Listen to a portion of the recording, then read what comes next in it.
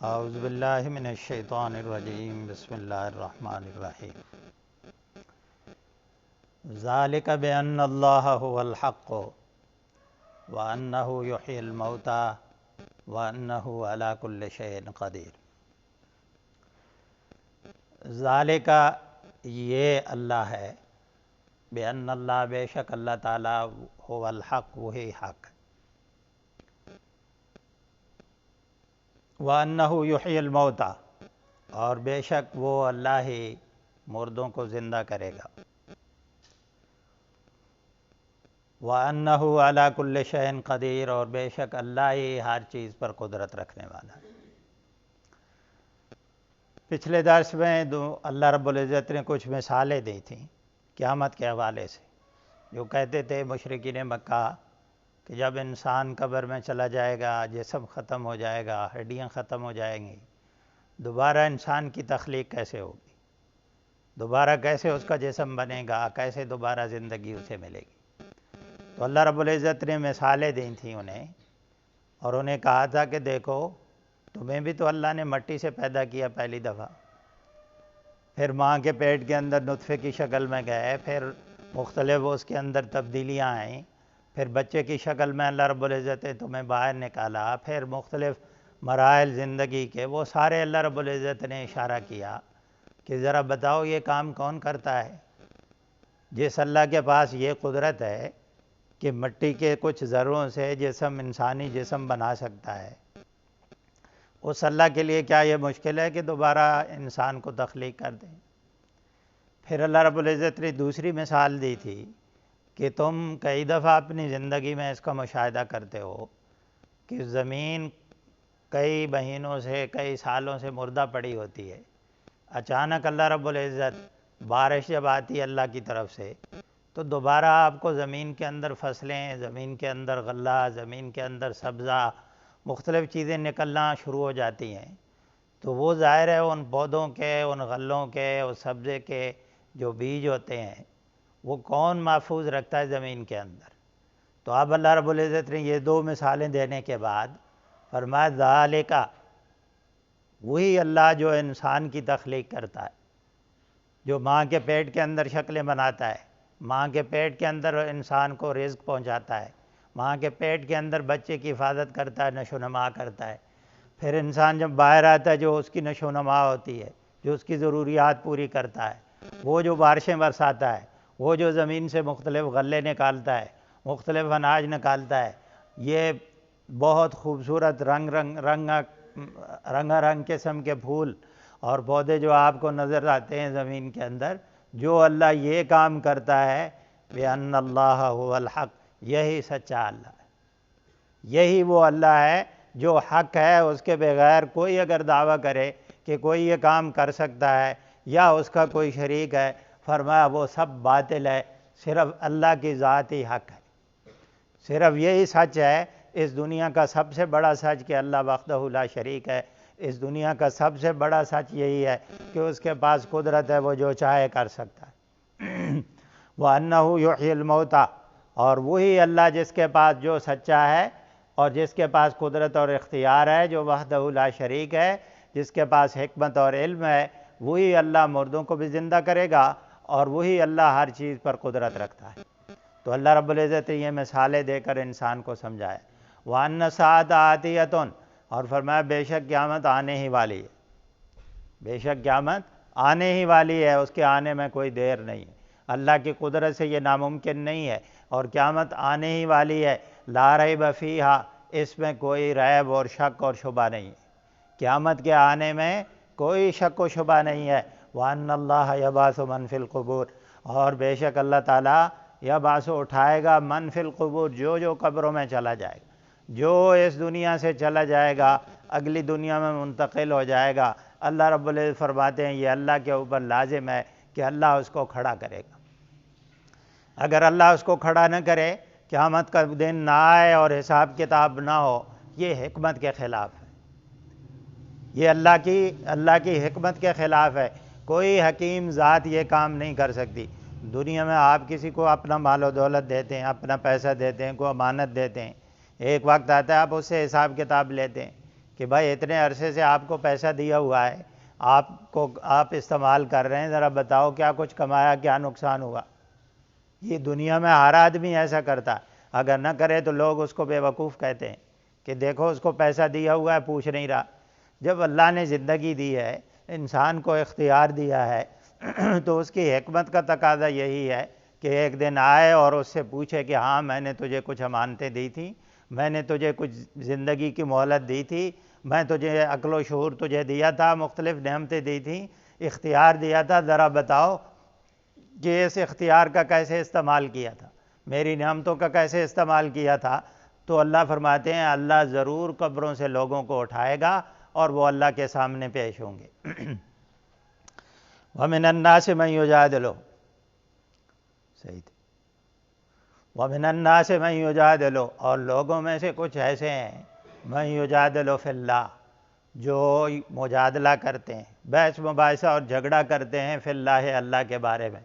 بغیر علم، بغیر علم کے، نہ ان کے پاس کوئی ہدایت ہے، ولا کتاب منیر، اور نہ ہی کوئی روشن کتاب ہے، منیر نور سے ملتا جلتا لفظ ہے، نہ ہی کوئی روشن کتاب ہے ان کے پاس، نہ ہی ان کے پاس کوئی ہدایت ہے، نہ ہی ان کے پاس علم ہے، بغیر علم کے اللہ کے بارے میں جھگڑ رہے ہیں۔ بغیر علم کے یہ بات کہتے ہیں کہ اللہ کے پاس قدرت نہیں ہے، بغیر علم کے یہ بات کہتے ہیں کہ انسان مٹی میں چلا جائے گا، دوبارہ کیسے پیدا ہوگا، قیامت کا انکار کرتے ہیں، میرے نبی کا انکار کرتے ہیں، مختلف چیزوں کا، اللہ کی توحید کا انکار کرتے ہیں، اللہ کے بارے میں بغیر علم سے،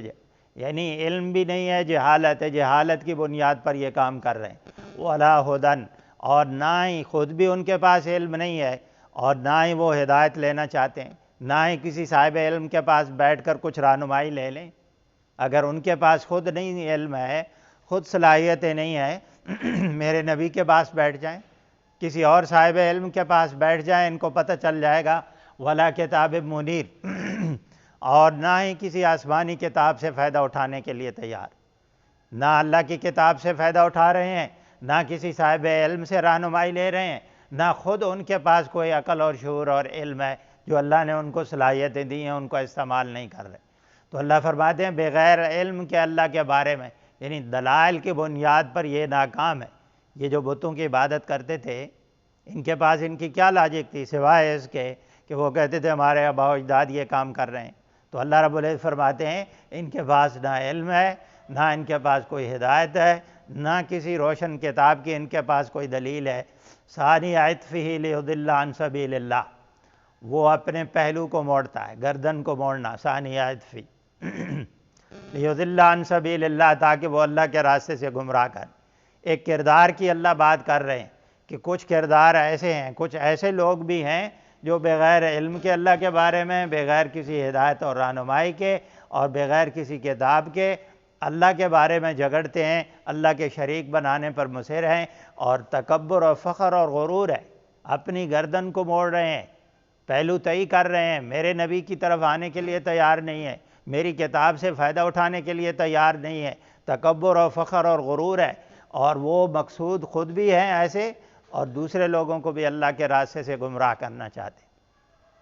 اور یہی در حقیقت تکبر اور فخر اور غرور ہوتا ہے کہ انسان اللہ کی کتاب کی طرف رجوع نہ کرے، انسان اپنے رب کی طرف نہ جائے، رب کے سامنے نہ جھکے، رب کے احکامات کا انکار کرے، یہی سب سے بڑا تکبر ہے۔ اور اللہ رب العزت نے اس ذہنیت کی یہاں فرمایا، نفی کی ہے اور فرمایا یہ لوگ جاہل قسم کے لوگ ہیں جو اللہ کے در پر جھکنے کے لیے تیار نہیں، جو میرے نبی کے پاس آنے کے لیے تیار نہیں ہے، جو میری کتاب منیر ان کے پاس موجود ہے اس سے فائدہ اٹھانے کے لیے تیار نہیں ہے۔ یہ بہت بڑا تکبر ہے، خود بھی گمراہ ہو رہے ہیں، دوسرے لوگوں کو بھی اللہ کے راستے سے گمراہ کرتے ہیں، کیونکہ ان کی کوئی کاپی کرتا ہے، کوئی ان کے پیچھے چلتا ہے، کوئی ان کی پیروی کرتا ہے، تو خود بھی گمراہ ہو رہے ہیں، دوسرے لوگوں کو بھی گمراہ کر رہے ہیں۔ لہو فی الدنیا خزی، ایسے آدمی کے لیے دنیا کی زندگی میں ذلت اور رسوائی ہوگی۔ خزیون رسوائی اور ذلت کو کہتے ہیں کہ جو آدمی یہ کام کرے گا، اللہ کے بارے میں جھگڑے گا، یعنی اللہ کے احکامات کی پابندی نہیں کرے گا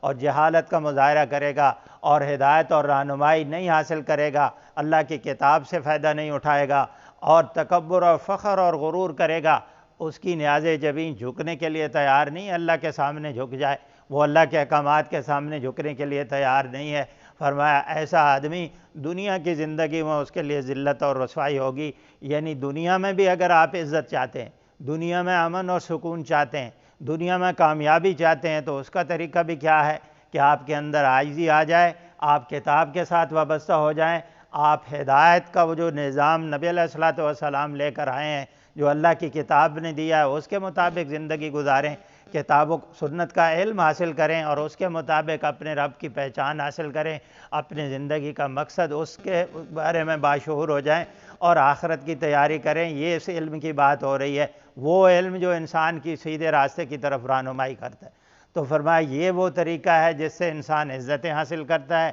کامیابیاں ملتی ہیں۔ اگر یہ کام نہیں کرے گا تو دنیا کی زندگی میں ذلت اور رسوائی ہوگی۔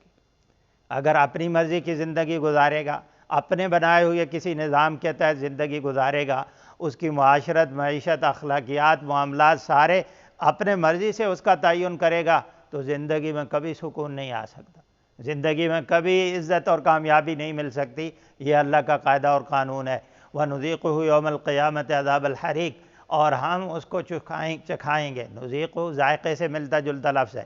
ہم اس کو چکھائیں گے قیامت کے دن عذاب الحریق، جلنے کا عذاب۔ عذاب کا معنی عذاب، حریق جلنے کو کہتے ہیں۔ اللہ فرماتے ہیں یہ دنیا کی زندگی میں تو ذلت اور رسوائی ان کا مقدر ہے، لیکن قیامت کے دن بھی ہم ان سے پوچھیں گے۔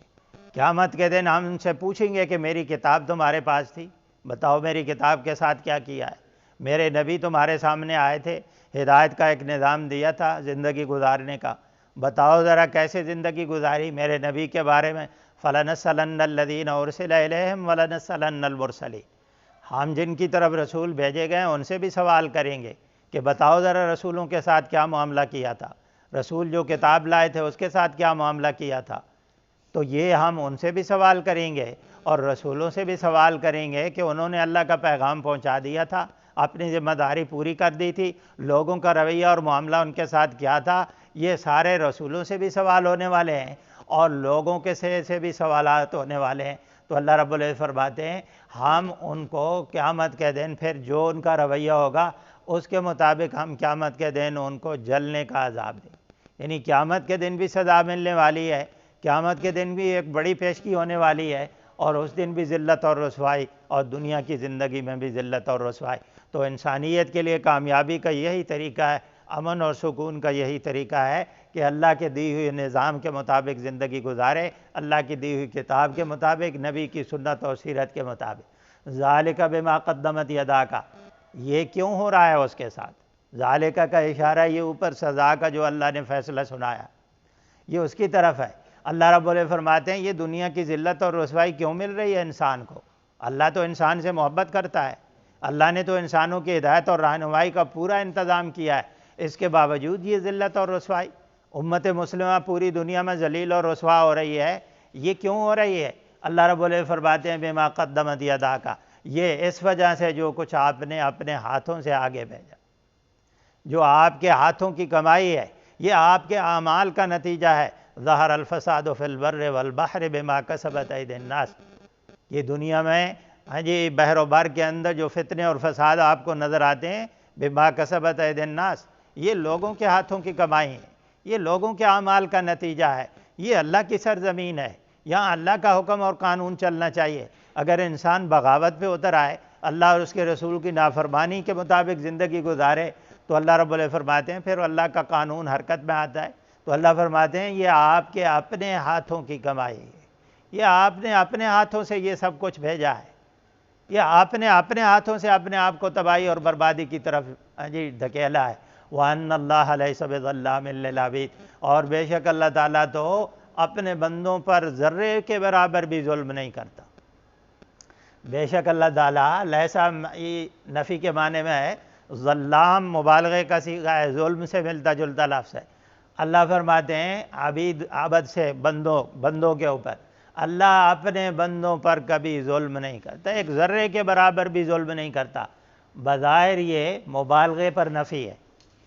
مبالغے میں زیادہ، مبالغے کا معنی ہوتا ہے کہ اللہ زیادہ ظلم نہیں کرتا، بظاہر معنی ایسے نظر کہ اللہ تعالیٰ اپنے بندوں پر زیادہ ظلم نہیں کرتا، تھوڑا بہت کر لیتا، بظاہر ایسے فیل ہوتا ہے کہ ترجمہ ایسے ہے، لیکن یہ عربی کا قرآن کا اسلوب ہے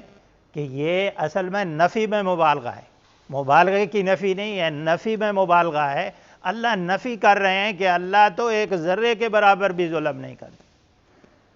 ایک ذرے کے برابر کسی پر ظلم نہیں کرتے۔ تو یہ ذلت اور رسوائی جو انسان اور امت مسلمہ دیکھ رہی ہے، یہ ان کے اپنے ہاتھوں کی کمائی ہے، یہ خود اپنے آپ کو ہلاکت میں ڈال رہے ہیں۔ میرے رسول سے بغاوت، میری کتاب سے بغاوت، میری کتاب کو پڑھنے کے لیے اور سمجھنے کے لیے تیار نہیں ہے، اس کے بتائے ہوئے نظام زندگی کے مطابق نہ اپنی تہذیب کو بناتے ہیں، نہ اپنی معاشرت کو بناتے ہیں، نہ معیشت کو بناتے ہیں، نہ اپنے اخلاقیات، معاملات، کوئی بھی معاملہ اللہ کی کتاب اور سنت اور سیرت کے مطابق بنانے کے لیے تیار نہیں ہے۔ تو ذلت اور رسوائی تو ان کا مقدر ہے، ان کے اپنے ہاتھوں کی کمائی ہے۔ اللہ تو اپنے بندوں پر ظلم نہیں کرتا، اللہ نے تو اپنے بہترین بندے انبیاء کی شکل میں لوگوں کی طرف بھیجے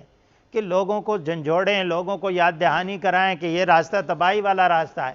ناکامی والا راستہ ہے، وہ رب تمہارا منتظر ہے، وہ تمہیں معاف کرنے کے لیے، وہ تمہیں کامیاب کرنے کے لیے، وہ تمہیں عزتیں دینے کے لیے تیار ہے، اس کی طرف آؤ۔ لیکن یہ بندے ہیں اس کی بات سننے کے لیے تیار نہیں ہیں۔ اللہ اپنے بندوں پر ذرہ برابر بھی ظلم نہیں کرتا۔ اللہ رب العزت سے دعا ہے کہ اللہ تعالیٰ عمل کی توفیق نصیب فرمائے۔